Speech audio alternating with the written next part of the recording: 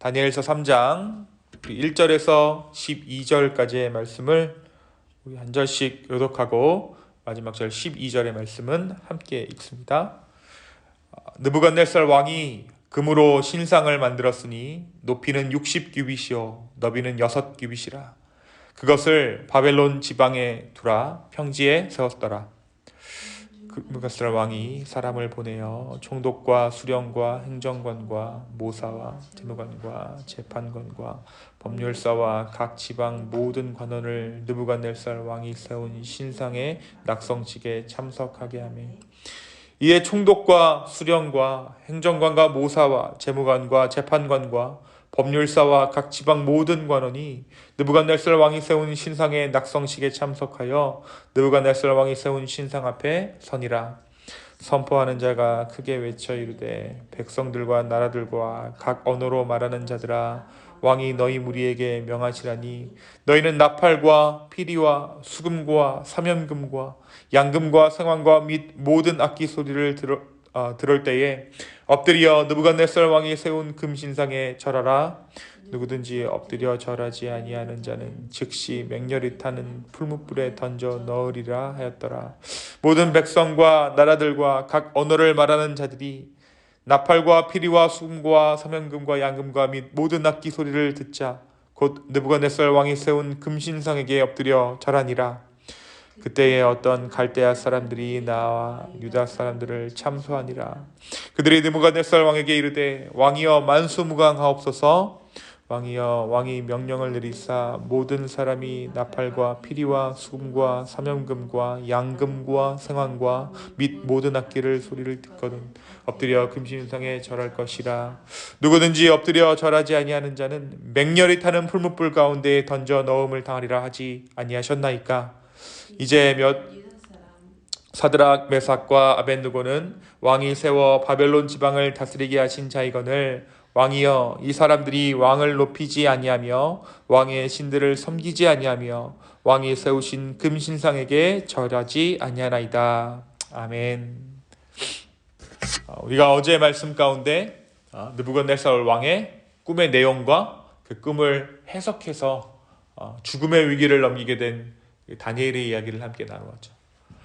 이 모든 지혜는 누가 허락하셨습니까? 하나님께서 다니엘에게 허락해 주셨습니다. 그리고 이 모든 일들을 지금 하나님께서 주관하고 계신다라는 것을 우리가 계속해서 이 다니엘서 말씀을 묵상하면서 함께 보게 됩니다. 그 하나님의 지혜로 다니엘은 왕 앞에서 왕의 꿈과 그 꿈의 뜻하는 바를 해몽해 주기에 이릅니다. 그리고 그 모든 과정 가운데 하나님의 주권과 하나님의 함께하심을 숨기지 않고 느부갓네살 왕에게 말해요. 하나님께서 왕에게 권세를 주셨기 때문에 당신이 지금 왕이 된 것입니다 라는 말도 하고 이 모든 지혜가 하나님으로부터 왔습니다 라는 말을 다니엘이 숨기지 않고 느부갓네살 왕 앞에서 담대하게 선포합니다. 오늘 말씀은 그렇게 담대하게 왕 앞에서 하나님의 살아계심을 전했던 사드락 메삭 아벳느고의 위기에 대해서 전하고 있어요. 느부갓네살 왕이 어떠한 명령을 내립니까? 금으로 신상을 만들어 자신의 업적과 자신이 섬기는 신을 기념하기 위해 모든 지도자들은 신상에 절을 하도록 요구합니다. 그런데 이 신상의 규격을 한번 보시면 금으로 신상을 만들었는데 높이는 60규빗이고 너비는 6규빗이다. 이 말은 6이라는 숫자를 통해서 이것이 사람이 만들어냈다라는 것을 보여주고 있어요. 우리가 성경에 보면 이제 규격들이 많이 나오는데 그 규격들은 하나님께서 만들어주신 규격들은 보통 7, 3, 12라는 완전수의 기준에서 하나님께서 이 규격들을 주시죠. 근데 이 느부갓네살의 신상은 60규빗과 6규빗. 그러니까 완전수 7에서 하나씩이 모자란 치수를 갖고 있어요. 이 말은 이것이 사람이 만든 것이다. 아무리 완벽하려고 하지만 그 느부갓네살 왕이 결국에는 사람이다라는 것을 오늘 말씀이 보여주고 있는 거예요. 그런데 만약 이 신상에 엎드려 절하지 않는다면 무엇이라고 이야기하냐면 풀무불에 던져 넣겠다라고 공언합니다. 따라서 그 어느 누구라도 왕의 명령에 순종할 수밖에 없었고 만약 따르지 않으려면 죽음을 각오해야만 했습니다. 그런데 이 다니엘의 세 친구가 이 느부갓네살 왕의 명령에 어떻게 반응합니까? 그들이 이 금신상에 절하지 않았습니다. 이 신상에 절하지 않는 것을 두고 갈대아 사람들이 그들을 참소하고 그들을 고발하죠.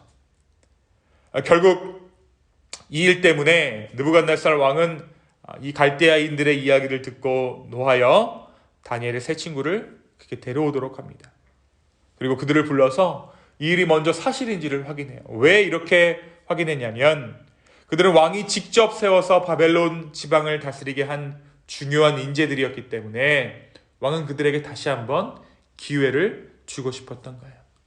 근데 이 사드락과 메삭과 아벳느고가 그 왕이 준 기회에 자신의 삶과 운명을 맡기지 않습니다. 그것을 의지하지 않고 이제라도 나의 신상에 절하라는 그 느부갓네살 왕의 명령을 거부해요. 그런데 그렇게 하지 않으면 맹렬히 타는 풀무불 가운데 던져 넣어 죽이겠다라고 협박합니다. 이 느부갓네살 왕이 이들에게 이렇게 말하면서 뭐라고 얘기하냐면 다른 신의 구원은 없을 것이다 라고 이야기해요. 즉 자신의 힘이 모든 것을 끝낼 수 있다라고 생각했던 것이죠. 이것은 하나님의 하나님 되심에 대한 분명한 도전이었습니다. 그러나 이 다니엘의 세 친구가 어떻게 반응합니까? 이들이 분명하게 이야기해요.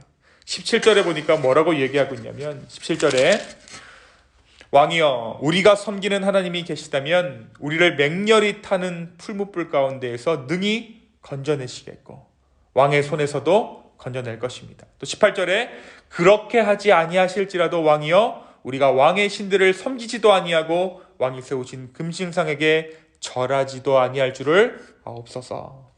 정말 단호한 목소리로 우리의 신앙을 포기하지 않겠습니다 라고 선포해요. 결국 그들이 어떻게 됩니까? 풀무불에 던져지게 됩니다. 그 말씀은 이 불길이 얼마나 강렬했든지 이들을 불길로 집어넣으려는 자들이 오히려 불에 탔다라고 기록하고 있어요. 그런데 어떠한 일이 일어납니까? 이 풀무불에 던져 넣어진 이 사드락과 메삭과 아벳느고가 불에 타지 않아요. 그을린 흔적도 불에 탄 냄새조차 나지 않았습니다. 이 광경을 지켜본 느부갓네살 왕이 발견한 것이 한 가지 있었는데 바로 이 세 명의 친구가 들어갔는데 네 번째 사람이 이 세 친구를 불길 속에서 구원해내는 모습이었습니다. 왕은 그 네 번째 사람을 두고 마치 신들의 아들과도 같다라고 이야기해요. 그리고 그들이 믿는 하나님을 찬양하라 선포합니다. 우리가 어려서부터 많이 들어온 이 이야기, 풀무불 속에 던져진 이 사드락, 메삭, 아벳느고, 다니엘의 세 친구에 대한 이야기가 오늘을 살아가는 저와 여러분에게 무엇을 말해주고 있을까요? 오늘 이들이 겪고 있는 이 일은 사실 종교와 신앙에 대한 문제로 시작된 문제는 아니었어요. 이 일은 삶에 대한 문제로 시작된 사건이었죠.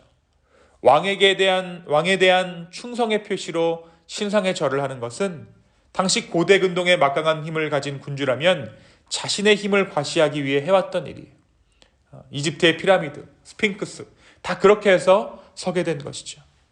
그러나 느부갓네살 왕의 말을 통해 우리가 알 수 있는 것은 이 문제가 단순히 어떠한 신상에 절하는 문제, 단순히 정치적인 문제가 아니라 어떤 것을 믿으며 살아가는가라는 믿음의 문제라는 사실이 드러납니다. 자신의 신상에 절하는 문제가 단순히 자신을 찬양하는 문제가 아니라 하나님을 부정하는 행위라는 것이 명확해진 것이죠. 우리가 일상에서 벌어지는 일들은 아무런 의미 없는 일처럼 보일 수도 있어요. 이것이 내 믿음을 해야겠는가? 이것이 내가 크리스찬됨에 무슨 지장이 있겠는가? 라고 생각할 수 있습니다. 그러나 그 핵심은 그 의미들을 들여다보았을 때 내가 하는 결정들, 내가 하는 생각들, 내가 겪게 되는 사소한 일들이 결국에는 내가 무엇을 믿고 있는가를 보여주고 있다는 것이죠. 바로 믿음과 직결되어 있는 문제고 신앙과 직결되어 있는 문제고 하나님의 살아계심에 대해서 우리가 다시 한번 매 순간순간 인정하는가, 인정하지 않는가라는 문제가 바로 사소한 문제 가운데 들어가 있다는 것입니다. 그래서 여러분, 이 뜻을 정하는 일이 굉장히 중요합니다. 거센 핍박이나 선과 악이 명확히 드러내는 일들에 대해서는 우리가 의외로 잘 버텨요. 하지만 대개의 경우 우리는 아무것도 아닌 일에 넘어져 버립니다. 사단은 아무것도 아닌 일처럼 우리에게 가장 중요한 일을 물어봐요. 그래서 우리가 이 아침에 함께 뜻을 정해서 주 앞에 나아가는 것이 중요합니다. 그래야 우리가 그것을 분별해낼 수 있습니다. 오늘 이 아침에 우리가 기도하면서 정말 우리가 다시 한번 주 앞에 뜻을 정해 하나님 앞에 나아갈 수 있는 저와 여러분 되었으면 좋겠습니다. 그래서 정말 아무것도 아닌 것처럼 다가오는 그 삶의 순간에, 삶의 결정의 문제들 가운데 우리가 주의 것들을 분별해내고 선택할 수 있도록 주님께서 우리의 마음을 지켜주시도록 간구할 수 있는 저와 여러분 되기를 예수님의 이름으로 축원합니다. 또한 오늘 말씀이 우리에게 보여주고 있는 것은 하나님을 끝까지 신뢰하는 자들에게 주님께서 친히 그들을 위해 일해 주심을 다시 한번 보여주고 있습니다. 그리고 그 가운데 세상의 중심이라고 할 수 있는 바벨론 왕이 지금 하나님을 인정해요.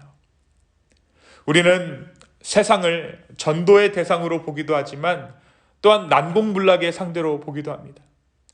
어느 정도는 전도 가능하고 교회를 피난처 삼아 살아가지만 온전한 승리의 순간은 오지 않을 것이라는 믿음을 가지고 살아가요. 세상이 변할까? 우리가 믿음의 싸움을 싸운다고 싸우지만 늘 마음이 다치고 상처 입어서 피난처 대신 예수님께 찾아간다는 것이죠. 그러나 오늘 말씀은 하나님을 끝까지 신뢰하는 자들에게 주님께서 그들을 위해 친히 일하시고 그들 가운데 승리를 허락해 주신다는 것을 우리가 보게 됩니다. 오늘 풀문불 가운데 느부갓네살 왕이 무엇을 발견합니까? 네 번째 사람을 발견해요. 그것이 누구입니까? 예수님이에요. 그리고 그가 그 복음으로 말미암아, 그 예수 그리스도로 말미암아 주님을 인정하게 되죠. 오늘 하나님을 끝까지 신뢰하는 저와 여러분 되었으면 좋겠습니다. 신뢰하되 끝까지 신뢰하여서 세상이 우리의 삶을 보고 주를 볼 수 있도록, 주를 인정할 수 있도록 그 놀라운 은혜가 저와 여러분 가운데 있기를 소망합니다. 주를 신뢰하는 자들에게 주님께서 도와주세요. 주님께서 함께 하십니다. 이 지옥불과도 같은 세상 가운데 모든 사람이 살려달라고 허우적거리는 가운데 누가 우리의 삶을 구원하십니까? 살아계신 하나님께서 우리를 구원해 주실 줄로 믿습니다. 신뢰하되 끝까지 신뢰하는 자들에게 주님께서 친히 그들을 위해 일하시는 것들을 경험할 수 있는 저와 여러분의 오늘 하루 되기를 예수 그리스도의 이름으로 축원합니다. 이 시간 함께 기도하겠습니다. 주님, 오늘 이 아침에 이 다니엘서의 말씀을 통해 우리 가운데 은혜 허락하여 주심에 주님 다시 한번 감사합니다. 주님, 우리가 신뢰하되 끝까지 신뢰할 수 있도록 인도하여 주옵시고, 주님, 우리가 믿음이 없어서 정말 늘 피해자가 되어서 피난처 되신 주님께 찾아가지만 오늘 말씀이 이야기하는 대로 그 가운데 하나님의 놀라우신 섭리와 놀라우신 승리하심이 있다는 것을 우리가 다시 한번 인정합니다. 주님, 우리의 삶이 온전히 주를 의지하게 하여 주시고 끝까지 승리하게 하셔서 세상에 우리의 삶을 보고 주께 돌아올 수 있는 놀라운 은혜가 있을 수 있도록 주여 우리를 긍휼히 여겨주시고 우리의 삶을 인도하여 주시옵소서. 감사합니다. 이 모든 말씀 살아계셔서 역사하시는 예수님의 이름으로 기도하였습니다. 아멘.